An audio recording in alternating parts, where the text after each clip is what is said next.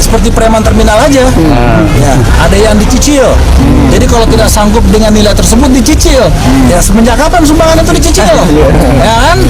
Ya kan, sumbangan kok dicicil. Ya, kalau mereka kembalikan dilakukan di SMA Negeri 3 Tasik.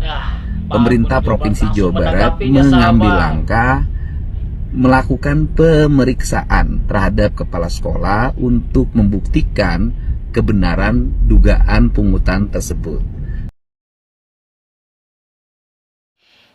Ya sahabat, selamat datang kembali di T23 Channel. Semoga sahabat semua selalu dikasih kesehatan dan dimudahkan rezekinya. Amin. Sahabat semua, ada berita hangat kali ini ya. Pungli atau biasa kita sebut itu pungutan liar ini sampai ke dunia pendidikan. Bahkan seorang aktivis nasional yang bernama Ronald Ariston Sinaga melakukan sidak di kota Tasikmalaya untuk mengungkapkan benar atau tidaknya adanya pungli di sekolah SMA di kota Tasikmalaya. Bahkan ya, ini dugaan pungli ini langsung dapat tanggapan langsung oleh Pak Gubernur Jawa Barat, Pak Deddy Mulyadi, yang langsung menonaktifkan kepala sekolah sampai terbukti atau enggaknya melakukan pungli. Untuk lebih jelasnya sahabatnya kita bisa lihat video berikut sahabat. Harus pahami cara komite bekerja ya. Jadi kalau mereka tadi alasannya itu kan sumbangan. Setelah kami rapatkan kepada keluarga kepada wali siswa bahwa ini kebutuhan sekolah selama setahun. Nah, padahal melalui juknis komite yang sudah diterbitkan oleh Kementerian Pendidikan adalah kalau memang sudah tahu kebutuhan sekolah itu, tugas komite mencari dana di luar sekolah, bukan di dalam sekolah, bukan mengumpulkan semua orang tua. Kita butuhnya sekian untuk pelajaran 1 tahun, padahal bukan itu tugasnya komite. Tugasnya komite tarik uang di luar. Kalau memang membutuhkan sumbangan, ya kan, jangan bilang 2,7, bilangnya kami butuh 2 miliar.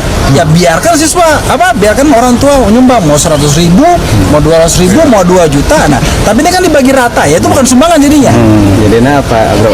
Hah? Jadinya apa? Jadinya adalah pungutan liar seperti preman terminal aja.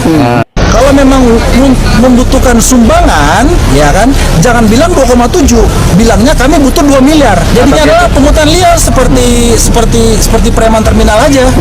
Ya, ada yang dicicil. Jadi kalau tidak sanggup dengan nilai tersebut dicicil. Ya, semenjak kapan sumbangan itu dicicil? Ya kan?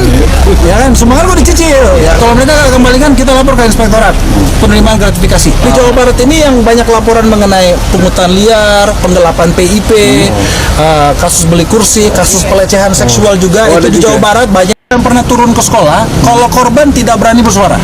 Jadi kalau saya turun ke sekolah, barang bukti sudah ada, korban ada, berani maju. Udah itu aja. Siap tempur ya. Siap tempur. Saya bukan di sini untuk memancing, Bang.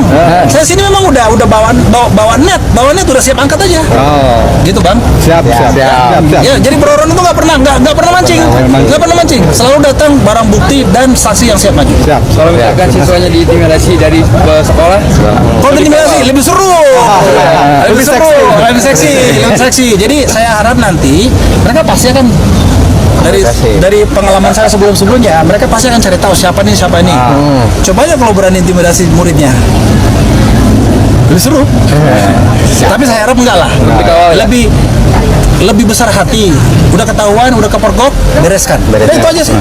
Jadi laporan yang datang ke kami itu se-Indonesia. Kalau di Jawa Barat ini yang banyak laporan mengenai pungutan liar, penggelapan PIP, kasus beli kursi, kasus pelecehan seksual juga itu di Jawa Barat banyak. Di Tasik ada, di Garut, Indramayu, Cirebon, kota, kabupaten, Subang lebih parah lagi. Sore hari ini saya perjalanan menuju Kabupaten Sukabumi dan saya menyampaikan informasi mengenai dugaan pungutan yang dilakukan di SMA Negeri 3 Tasik. Pemerintah Provinsi Jawa Barat mengambil langkah melakukan pemeriksaan terhadap kepala sekolah untuk membuktikan kebenaran dugaan pungutan tersebut.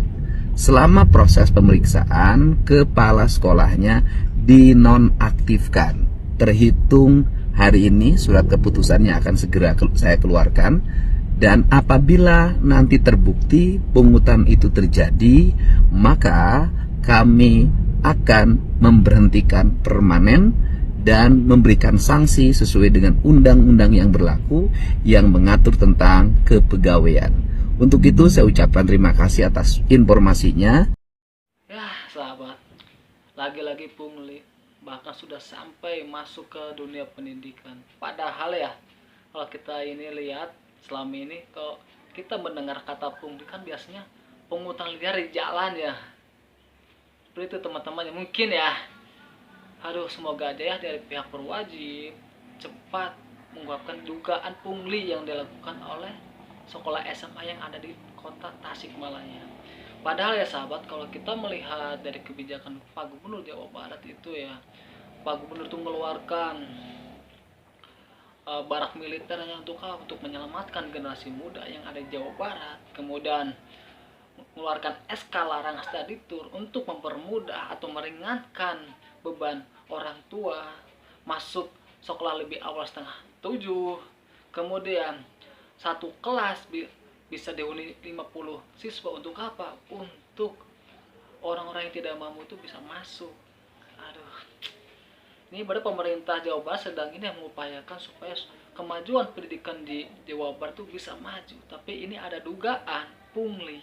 Aduh, kalau tanggapan saya sahabat ya, semoga aja dugaan pungli ini cepat diselesaikan oleh pihak berwajib sahabat.